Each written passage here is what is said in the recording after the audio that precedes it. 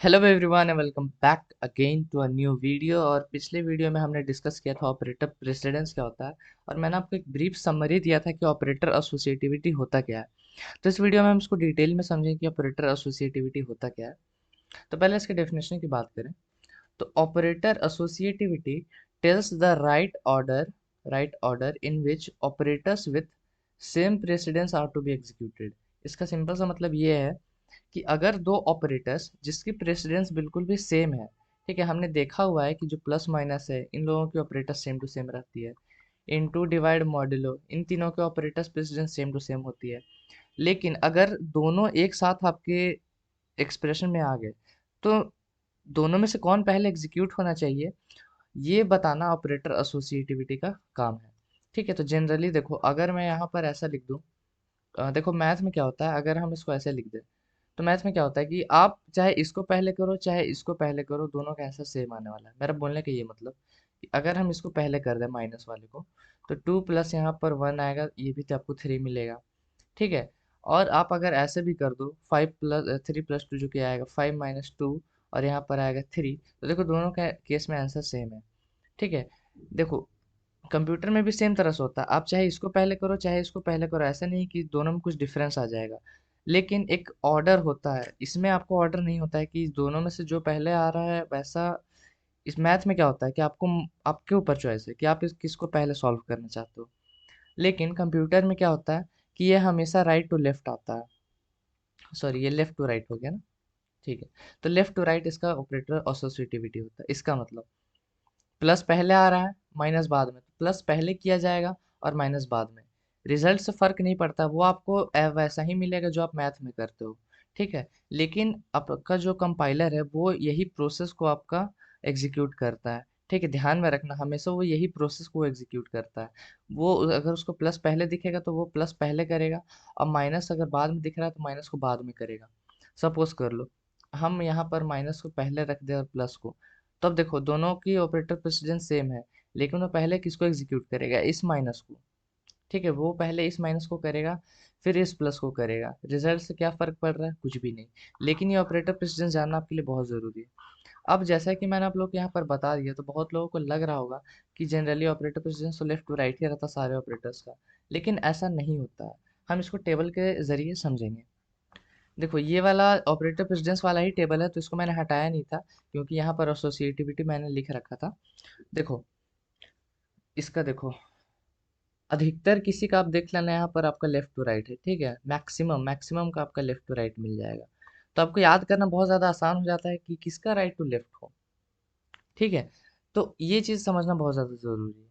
देखो ये जो ऑपरेटर है इसका इस्तेमाल जनरली आप करते नहीं हो, तो इसको यहाँ से हटा दो। जो पाइथन पढ़ के आए उन लोगों को लग रहा हो कि ये एक्सपोनेंशियल वाला है, लेकिन यहाँ पर एक्सपोनेंशियल का काम ये नहीं करता है। ठीक है, तो इसको अभी के लिए आप भूल जाओ। ठीक है, ये चीज़ को आप भूल जाओ यहाँ पर। और बस देखो एक ही ऐसा ऑपरेटर है जिसका एसोसिएटिविटी राइट टू लेफ्ट है, जो कि आपका असाइनमेंट ऑपरेटर। तो अगर आप समझ पा रहे हो कि मैं आपको जब बोलता था कि n इज इक्वल्स टू 9 करने का मतलब है कि 9 इधर स्टोर हो रहा है, तो ये डायरेक्शन जो मैं यहाँ पर बनाता था वो देखो किस डायरेक्शन में है। ये आपका राइट है, ये आपका लेफ्ट है। तो राइट टू लेफ्ट हुआ या नहीं, राइट टू लेफ्ट।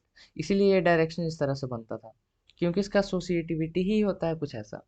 तो जो भी इधर वैल्यूज आती है ये फाइनल कंप्यूट होके इधर जाके स्टोर होती है। ठीक है, ये डायरेक्शन इसलिए हम लोग ऐसे बनाते हैं क्योंकि इसका एसोसिएटिविटी ही होता है राइट टू लेफ्ट।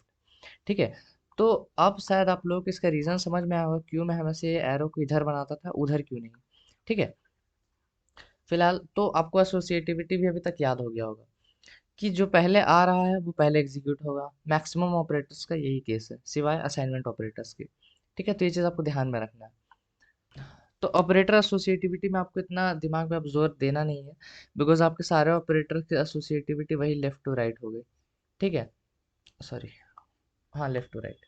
उसके बाद बस एक ऑपरेटर का एसोसिएटिविटी आपका राइट टू लेफ्ट है, जो कि आपका असाइनमेंट ऑपरेटर्स का या शॉर्ट हैंड ऑपरेटर्स का। ठीक है, तो इसी के साथ हम यहाँ पर कुछ एग्जांपल्स लेते हैं। जैसे कि अगर मैं यहाँ पर लिख दूँ 2 × 3 प्लस 4/3 माइनस यहाँ पर 5 मॉडुलो 3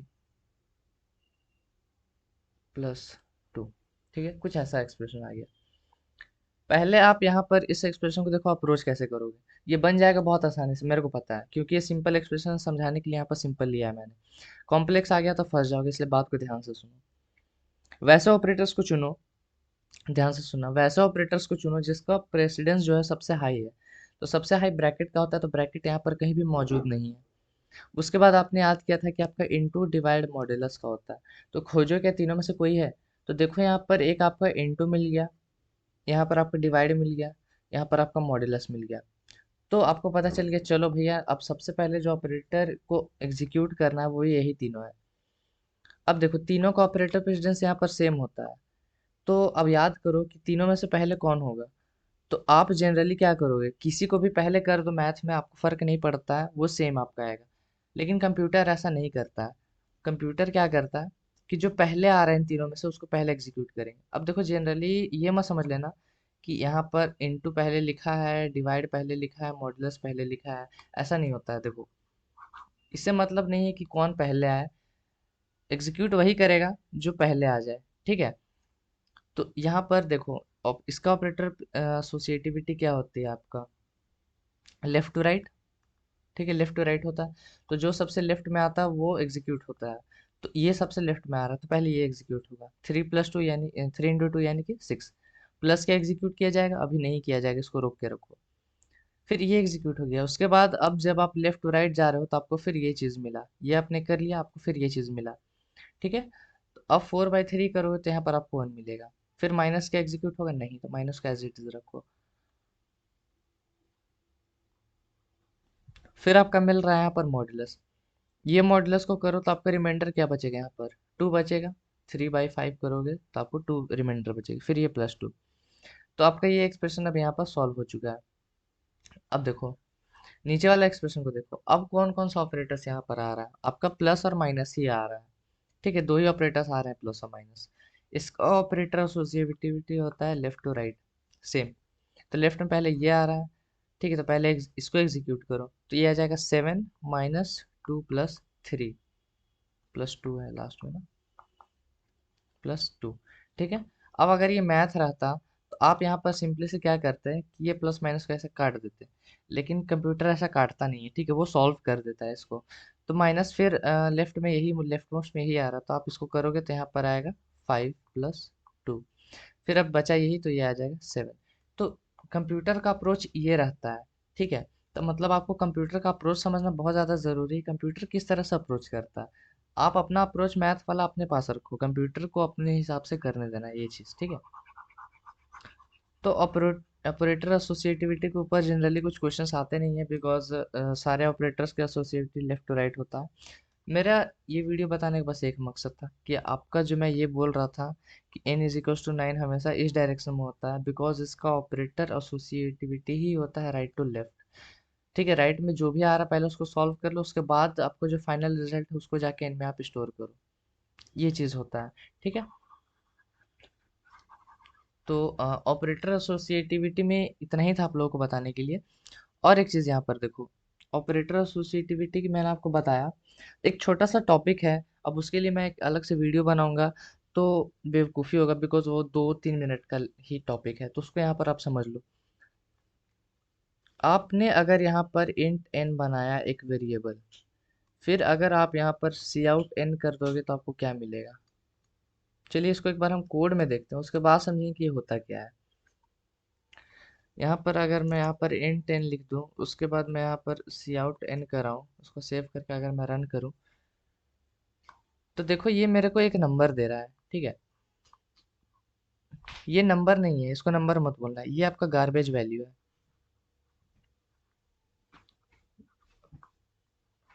गार्बेज वैल्यू। ठीक है, ये आपका गार्बेज वैल्यू है।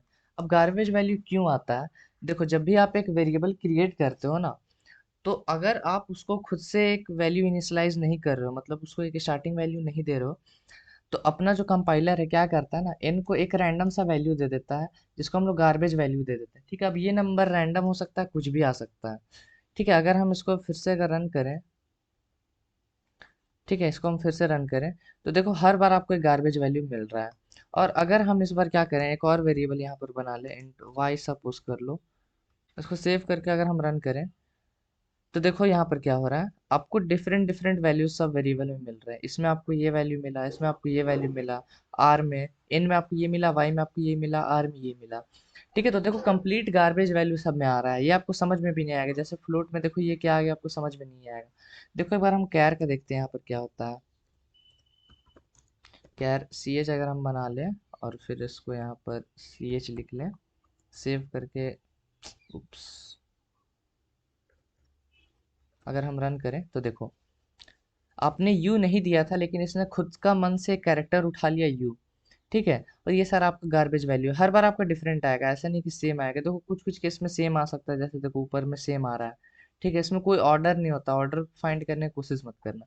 यहाँ देखो, यहाँ अगर ये था तो यहाँ देखो कंप्लीट डिफरेंट आ गया। ठीक है, और जो यहाँ था वही यहाँ पर भी है, जो यहाँ पर था वही यहाँ पर भी है। तो कभी कभी आपको सेम मिल जाएगा, कभी डिफरेंट मिल जाएगा। बोलने का ये पॉइंट था कि अगर आप अपने वेरिएबल को इनिशियलाइज नहीं करते हो ना, तो फिर वो आपको अपने खुद का मन से कुछ वैल्यूज आपको उठा के दे देगा। ठीक है, तो ये आपको समझना। अभी आपको लग रहा हो कि क्या बकवास चीज़ है, लेकिन ये बकवास नहीं है। देखो जब हम क्या करेंगे, आपको एक क्वेश्चन जब आएगा एरेज, जब हम आपको पढ़ाएंगे, तो वहाँ पर एक क्वेश्चन आता है जनरली, प्रोडक्ट टिल एन फाइंड करो या सम टिल एन फाइंड करो। एन आपको यूजर देगा, मान लो एन 5 देगा, सम टिल 5 बोला है, तो 1 + 2 + 3 + 4 करोगे आप।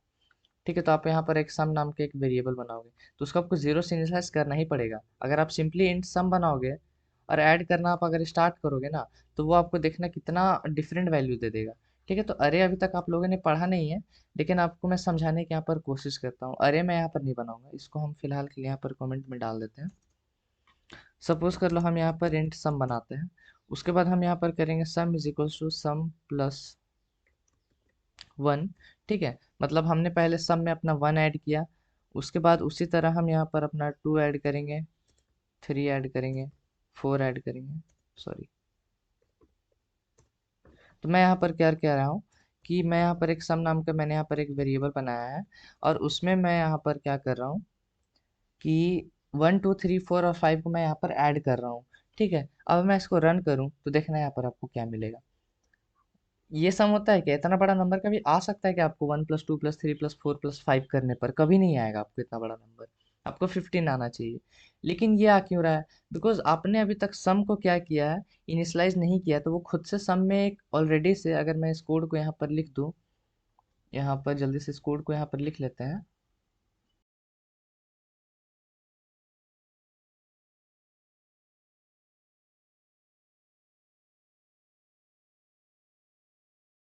देखो यही कोड था मेरा। हमने क्या किया था, int सम नाम का एक वेरिएबल बनाया था, तो जो मेमोरी है उसमें यहाँ पर सम नाम का एक स्पेस बन गया, और आपने अभी तक इसको कुछ स्टार्टिंग वैल्यू दिया नहीं है, तो इसमें खुद से वो एक गार्बेज वैल्यू यहाँ पर ले लिया। ठीक है, वो नंबर याद मत कर लेना, उसको हम लोग गार्बेज वैल्यू बोलते हैं, एक टर्म होता है उसके लिए। ठीक है, गार्बेज वैल्यू। इस लाइन में आप क्या कर रहे हो, पहले ये सम +1 में आपको जो भी आएगा यहाँ पर, अगर मैं यहाँ पर कलर चेंज कर लूँ, देखो सम +1 में आपको अगर जो भी आ रहा है, सम +1 क्या होगा, सम में इस वक्त क्या वैल्यू है, गार्बेज वैल्यू है। देखो ये वाला सम के अंदर क्या वैल्यू है, इस वक्त गार्बेज वैल्यू है, उसमें आप +1 कर रहे हो। तो एक मैं यहाँ पर पॉइंट लिखूं कि अगर आप एक गार्बेज में +1 करोगे तो वो भी एक गार्बेज बन जाएगा, राइट। इसमें कोई दिक्कत नहीं है किसी को। अगर एक गार्बेज में हम +1 करें तो वो भी गार्बेज बन जाता है, जैसे इन्फिनाइट में +1 करें तो इन्फिनाइट ही रहेगा। उसी तरह अगर हम गार्बेज में गार्बेज ऐड करें तो आपको गार्बेज ही मिलेगा। तो फिर ये आपका सम +1 में क्या आ गया, गार्बेज आ गया। उसके बाद आप क्या कर रहे हो, इस गार्बेज को सम में स्टोर कर रहे हो। ठीक है, तो ऑपरेटर प्रेसिडेंस से आपको याद होगा, एसोसिएटिविटी। तो सम में आपको गया यहाँ पर गार्बेज वैल्यू, फिर से चल गया, फिर आपने +2 किया, फिर गार्बेज वैल्यू, फिर +3 किया, फिर गार्बेज वैल्यू। ठीक है, मतलब गार्बेज में आप गार्बेज ऐड करते जा रहे हो, कोई फर्क नहीं आपको पड़ने वाला, वो आपको गार्बेज ही देगा। ठीक है, इसलिए आपको क्या करना पड़ता है कि अब जब भी आप एक वेरिएबल बनाओ, तो उसको किस तरह से यूज़ करना है, किस तरह से आप उसको इनिशियलाइज करोगे, वो आपको ध्यान में रखना ही पड़ेगा। अगर इसको कोड को सही करते हैं, अगर हम इसको ज़ीरो कर दें यहाँ पर, अब अगर हम सेव करके रन करें तो मेरे को 15 सही सही मिल जाएगा। बिकॉज सम में हमने ज़ीरो डाल दिया, अब ज़ीरो में मेरा 1 ऐड हो रहा है, 2 3 4 5 ऐड हो रहा है। ठीक है, तो मेरा बोलने का यही मतलब था कि आप लोगों को अपने जब भी वेरिएबल बनाओ तो ट्राई करो कि उसको इनिशियलाइज कर दो। ठीक है, ट्राई करना, ऐसा हर बार ज़रूरी नहीं होता कि आप इनिशियलाइज कर ही पाओ स्टार्टिंग में, लेकिन ट्राई करना कि आप इनिशियलाइज कर दो। ठीक है, देखो जनरली कब होता है कि हम इनिशियलाइज नहीं करते हैं, सपोज कर लो हम यहाँ पर इंट एन बनाया, और जनरली जब हम इसको इनपुट लेना रहता है, तब हम इसको इनिशलाइज नहीं करते हैं। जैसे कि अगर मेरे को इसमें इनपुट लेना है तो मैं यहाँ पर क्या लिखूंगा, सी इन एन, ठीक है, और सी आउट एन, सपोज कर लो इसका मैंने यूज़ कर दिया। तो फिर आपको इसमें इनका देने की ज़रूरत नहीं है। लेकिन अगर आप इनपुट नहीं दे रहे हो तब तक के लिए इसमें एक गार्बेज वैल्यू होता है, ये भी हम आपको दिखाते हैं। इसको फिलहाल हम अभी कमेंट में डाल दे रहे हैं। सपोज कर लो मैं यहाँ पर एन डाल देता हूँ और मैं यहाँ पर सी आउट एन करके देख लेता हूँ एक बार कि इसमें अभी क्या है। उसके बाद हम इनपुट लेंगे, यहाँ पर एक मैसेज डिस्प्ले करा देंगे कि enter the value of N.